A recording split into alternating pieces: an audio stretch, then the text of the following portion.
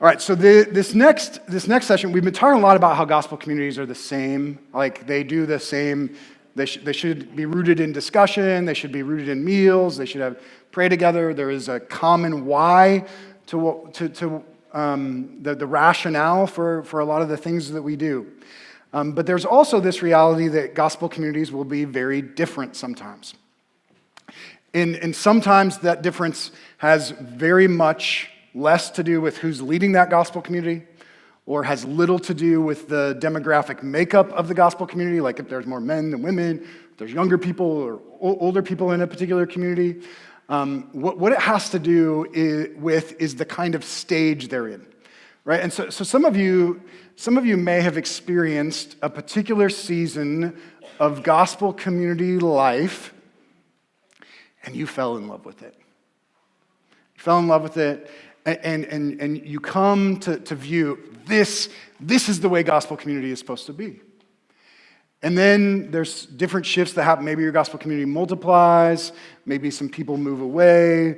Maybe Pastor Paul pulls some people for a different gospel community. And so the gospel community changes. And there's this reality that gospel communities will find themselves in different stages that has less to do with the people. It just has to do with the kind of stage the gospel community is in, right? If you think about Jesus and his 12 disciples, he gathered a few folks to live in community with him. They got to know one another. They got to see him interact with the crowds. At times they would interact in smaller settings. This happened over 3 years. Sometimes they experienced conflict with one another. And as those men grew in maturity and spiritual depth, they got to a point he eventually began to delegate responsibilities to them, sending them out on mission before eventually departing from them on a mission to transform the world. If you were to interact with that group on year one, saw the ways they related to one another, the culture of that group of men, it would be significantly different than what you would experience on year 3. Right? Same group of people, but just over that time, they progressed in maturity and growth and oneness. Every gospel community at First City Church, in some ways, will follow in the footsteps of that original discipleship community centered on Christ. As it matures and grows, as it works towards multiplication, it will typically progress predictably through a variety of stages. And depending on the stage you're in, that community will feel very different. Because a community firing on all cylinders feels different than a community where people are simply getting to know one another. A community that is more superficial in conversation, which is not necessarily a bad thing.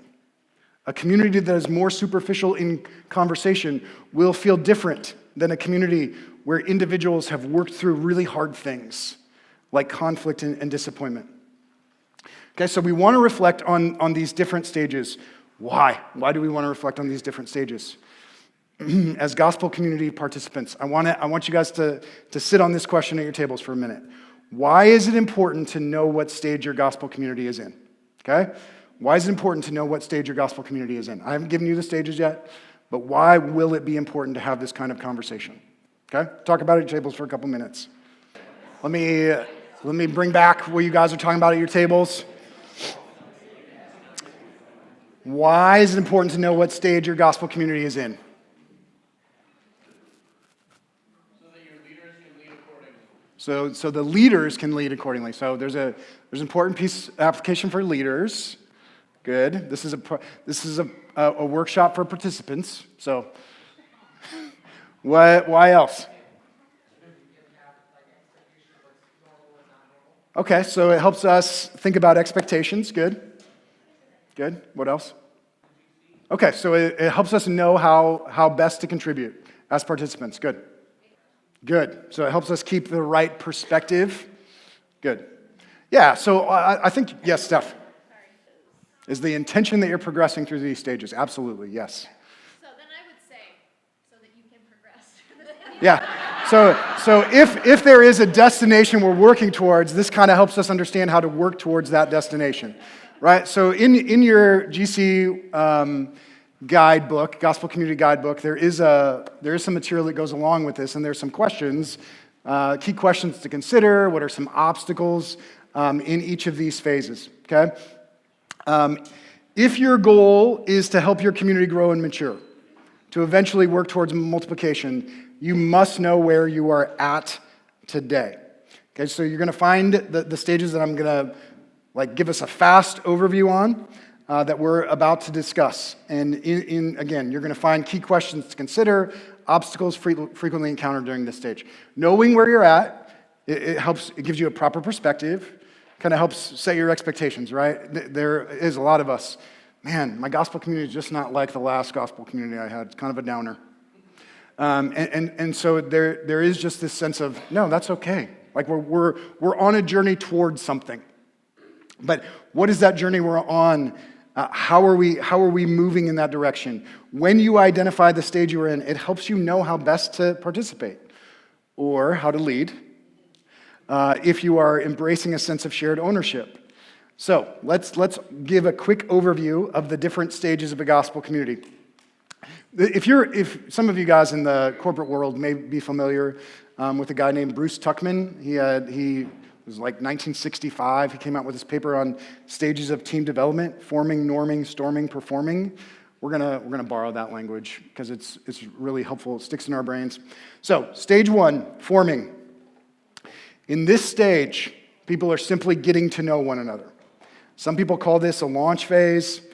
This is Jesus calling the 12. In our day, this is your gospel community gathering on one of the first nights. The emphasis here is simply on people getting to know one another and becoming comfortable with one another. This community doesn't necessarily get all that deep, but a foundation is being laid to create that kind of culture. You're creating a culture where people will be vulnerable with one another in some future day. Okay, stage 2. Norming. In this stage, participants are becoming more comfortable with one another. In stage 1, individuals ask all their vulnerable questions.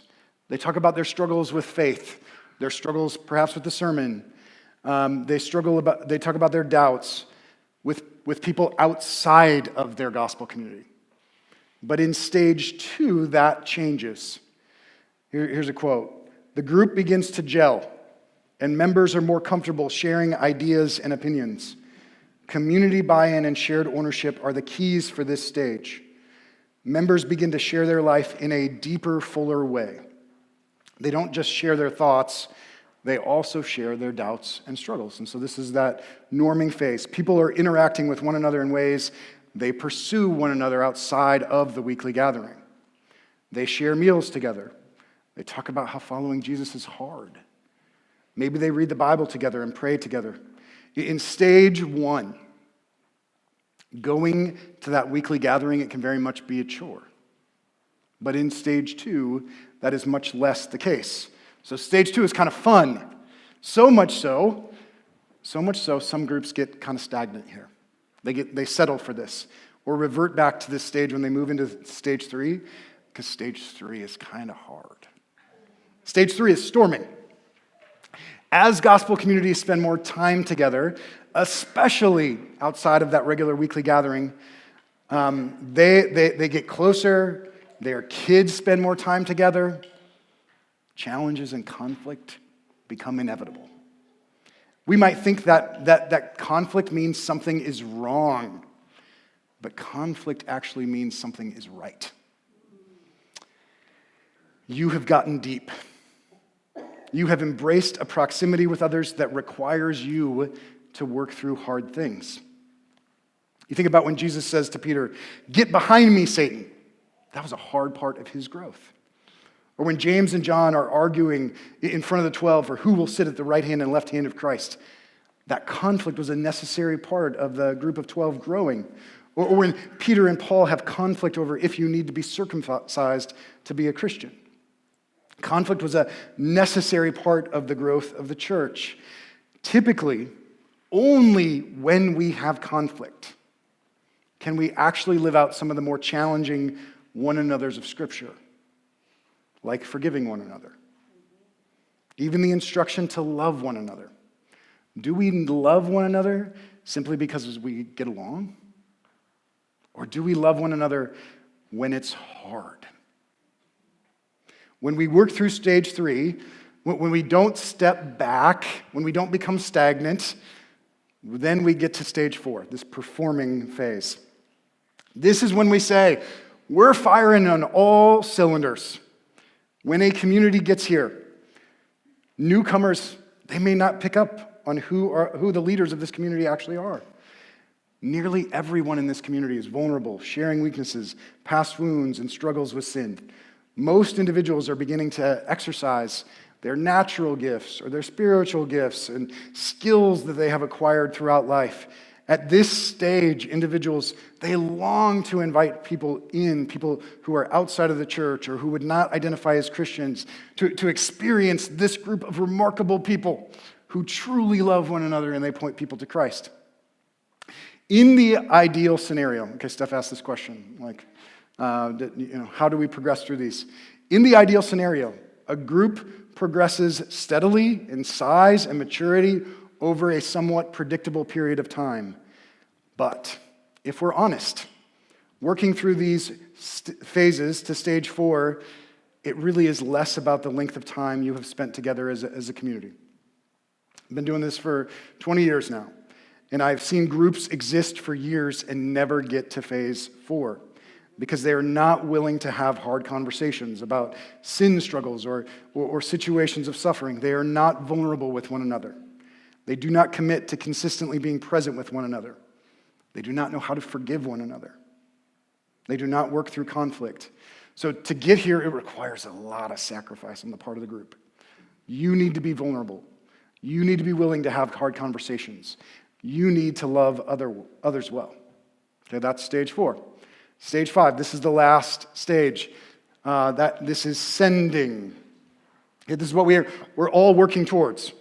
When a gospel community is centered on Christ, when the mission of making disciples is what a community is about, when it's not about caring for my needs, not about making me feel comfortable, not existing for my pleasure, not even existing for my growth and my maturity, the individuals in that community will eventually consider how to send group members out to be part of other gospel communities, or how to launch new gospel communities.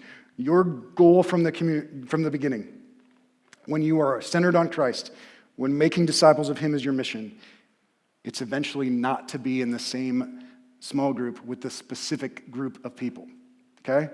Now again, ideal scenario, a group has progressed through all 4 stages before we get to this sending phase, but in reality, that does not always happen. Sometimes, for a variety of reasons, for the purpose of making disciples, we may skip a couple of steps. Maybe a group has gotten smaller through things like military deployments or people moving out of the church. And so it makes more sense to dissolve. Choosing to dissolve can sometimes be something beautiful. Or sometimes the size of the group swells beyond the size of the living room. And even if you're in stage 2, the best way to make disciples going forward is to multiply now. Sometimes the bigger church needs specific individuals to help lead a different GC. So while the ideal path is to work through all 5 stages, that does not always happen. And so let me say this, every GC may not experience things like stages 3 and 4, but eventually every GC will experience stage 5. Okay, every GC will get there. If you have not yet experienced that, you will someday. So arriving at that sending phase can play out a variety of different ways. Okay, so here's what I want to do. I want us to think about these 5 stages. And I want, we're gonna have each table kind of think about how can individuals best participate if you're in a particular stage, okay? So I'm gonna just kind of number off here. You guys are gonna do forming, norming, storming, performing, sending, let's go, forming, norming, okay? How do participants need to be relating to one another? How do they need to be approaching the group if you find yourself in that particular stage? Does that make sense? Does it make sense what I'm asking? Okay. Okay. All right, in some ways you guys are going to teach me here. We're going to be teaching one another. Okay, and obviously one of the applications here is, as you think about your gospel community, you want to think about what stage are we in? How does understanding the stage we are in, again, this has little to do with length of time you've been together. How does understanding the stage we're in change the way we relate to one another in community? Okay, so if we're in the forming stage, how should we be relating to one another? How should each participant, how should each individual best participate? What'd you guys come up with? Yeah, so just spending time getting to know one another. That is going to be more something we're going to be about. And there is a sense in which we need to be content with, there's just this reality, we're getting to know one another. We're probably, if I come in with expecting to get super deep, I'm probably going to be pretty disappointed. Okay, good. What else? Yeah, so Pastor Chris actually, he exposed himself last night with this. That group that he launched, right, that where they were looking to almost share too many of the decisions in the beginning. When a gospel community is in the forming phase, the leaders actually need to provide more directive kind of leaders. So if you're familiar with the Enneagram, this is like great for the 8s in the room. This is their chance to shine. Because, and as a participant, this is really less the time for you to weigh in on all the different dynamics. It's actually a time for you to follow, for you to listen, for you to learn. I got this quote. If everyone has their own idea of what the group is, it won't have the necessary cohesion needed to establish healthy rhythms. So in this phase, it's the leader's job to provide a safe place for the journey of sharing to begin. So laying down a foundation, the leaders actually have to lead more directly, and the group has to follow. Okay? Good. Anybody else? You guys had this one too. Thoughts on what the forming phase requires of participants? You guys had this one, right? No. Oh, okay. Okay. You guys were not in our conversation. Thanks for... Okay, so yes, the big thing is in this forming stage, the biggest responsibility of participants here is to build relationships and to be consistent, to consistently be present at weekly gatherings, to greet one another on Sunday mornings, to pray for one another, to connect in smaller contexts, as individuals or in smaller groups. All right, so this is we want consistency. We want to actually, hey, what can I do? What can I do to support our leaders? What can I do to follow them? How can I be led in this phase to help build this culture? What do I need to be listening? What do I need to be learning about? Okay, stage 2, the norming phase, the norming stage. How can participants best participate in the norming stage? Okay, good. Yeah, so in that stage 1, it's going to be more led by leaders. Now, as we're norming, people are stepping up. How can I serve? How can I take greater ownership of things like childcare or food rotation? Right? Ian talked about some of these examples last night. How are we owning getting connected with one another outside of the regular gathering? So participants are beginning to embody the values of a gospel community, not just the leaders. Okay, what else?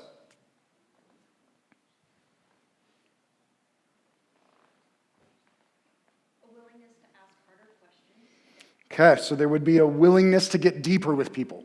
We're starting to take some risks as far as, have any of you guys have ever seen the shallow small group video?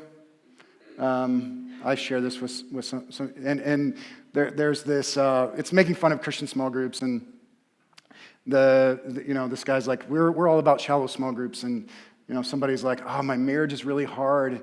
And the guy goes, who wants cake? Right? And so it's this idea that we have to be willing to enter into mess with people in this phase. We have to be willing to sit and be present with people. Stuff Steph talked about earlier in her group time. So we have to enter into harder stuff. What else? Any other thoughts? You guys had this one too, right? Consistent participation. Okay, so consistent participation here is key too. Good. Good. Anything else? I think there is, and this is, you guys talked about participants owning more of the culture. One of the things that stalls out groups is when it is leaders who are consistently asking the follow-up questions in conversation, or when it's leaders who are consistently having follow-up conversation. Oh man, Michelle, you talked about this last week. That was really hard, and seeking her out around the dinner table. Can you tell me more about that? Groups where participants are not stepping into that kind of get stuck in this phase, or even stage one. And so participants, this is your phase to really start owning the things we're talking about. It's not just looking to leaders to do it. It is really owning the values and the mission and the purpose of a gospel community. Okay, storming. What is required of participants in this stage, this messy stage? Okay, so forgiveness. What does that require of participants?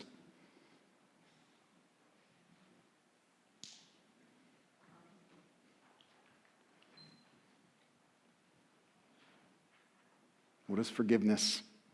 This is really good. Humility. Good. Yeah. So there's a willingness to enter into conflict, willingness to have harder conversations, right? We move past the shallow. We're going to enter into, hey, this was disappointing to me. Now, we don't necessarily do that during the large gathering. We're doing that during side conversations. We're going to have those conversations, but we're willing to have those conversations. We're willing to let each other know, hey, this was disappointing to me. Okay, what else? Yeah, there's a persistence here. It really costs you something to forgive. When there's conflict, to stay. Because everything in us wants to pull away at this point and go back to something that's safer. There's a lot that's unsafe about being in relational tension with people. Really hard. And so it requires us to sit with that tension. And it also requires a great deal of compassion on our parts, as far as I'm going to move beyond seeing my perspective. I'm going to actually, entering into these conversations about forgiveness, I'm going to work to understand the perspective of the other person, and I'm going to work to, I may be letting go of something that really hurt me to move forward. And so this is, up till now, there's been a lot more positive benefits. Community hasn't been all that hard, maybe disappointing in some ways. But this phase starts to cost us something, really. Cost us some energy, emotion, some heart, right? We start to really understand what it means to love other people. And so one mark of a healthy gospel community is your ability to engage in Christ-centered conflict, forgiving and bearing with one another, and learning from that conflict. Okay? What about the performing phase? What's required of participants in this phase? Hospitality. So there's people coming in, and so we're going to be hospitable to perhaps a growing group of people. Good. What else? Yes, Ivy. Pouring into others while being poured into, with being excited about the gospel. Yeah, so very much everybody here is seeking to help others grow. We've embraced much of the whys behind gospel community, how we need others need us. Every Christian is involved in the discipleship of others. We're living out those whys. Good. What else? Focus on moving on to sending and not just staying. Yeah, so there is something really important. This is where we're firing on all cylinders, right? If you've gotten to this point, you're like, oh man, This is the thing you all long for when it comes to a gospel community. This is where the idea of multiplication, you're like, don't you dare, Pastor Paul. Don't you dare have that conversation with my gospel community. You stay away, right? What I've got here is pretty beautiful. Don't you touch it. Don't you touch it. Because we begin to idolize that community. We begin to make the community the thing we're about, rather than this mission of making disciples, or rather than pointing people to Christ. And so we really have to, in a sense, keep our focus on why are we coming together?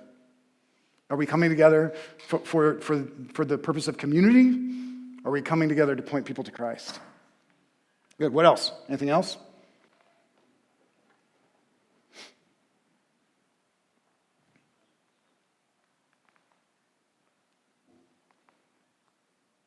Any other thoughts on that one? I think there is just a sense of more of the same, right? We need to remain committed. We need to be embracing what it means to embody the values.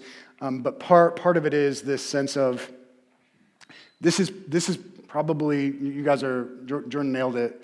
We need to kind of cast an ongoing vision for this mission of making disciples. That this is the reason we're coming together. We're not here for a care group. We are committed to this mission of making disciples. All right, last phase, sending. What is required of participants in this phase?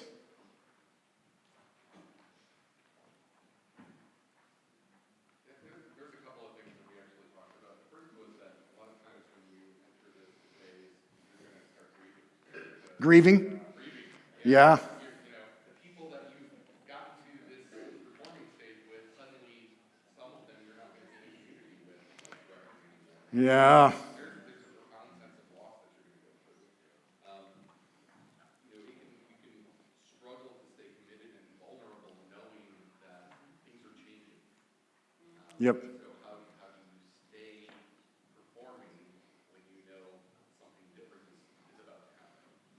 And then there's a need to be ready to step up into the youth group so that you can bootstrap the stages of the youth group as you leave your old one and enter your new one. Yeah, good. Yeah, Pastor Chris talked last night about how, as a gospel community is getting ready to multiply or send out, that passage in Acts 20 where the Apostle Paul is united with the Ephesian elders and he's just weeping, right? We need to know it's okay to grieve. Grieve isn't something that's bad. And so it's actually something to be embraced in this kind of phase. That's a good thing. That means you love one another, you care for one another, you've built a strong family, and now you're gonna seek to replicate that family. You're gonna seek to replicate what you've built. And so a healthy gospel community will be a grieving gospel community. They will grieve the loss of some of those relationships. If you're only excited about multiplication and not seeing some people, that's a problem. It's a problem. The other thing Ben said is you do in this phase. This stage you do need. Hey, send me. I want to go. I want to go in the. I want to help make disciples in other places. I'm willing to sacrifice and surrender. Send me. People need to be stepping up into that of what it looks like to go. What else? What else in this sending phase?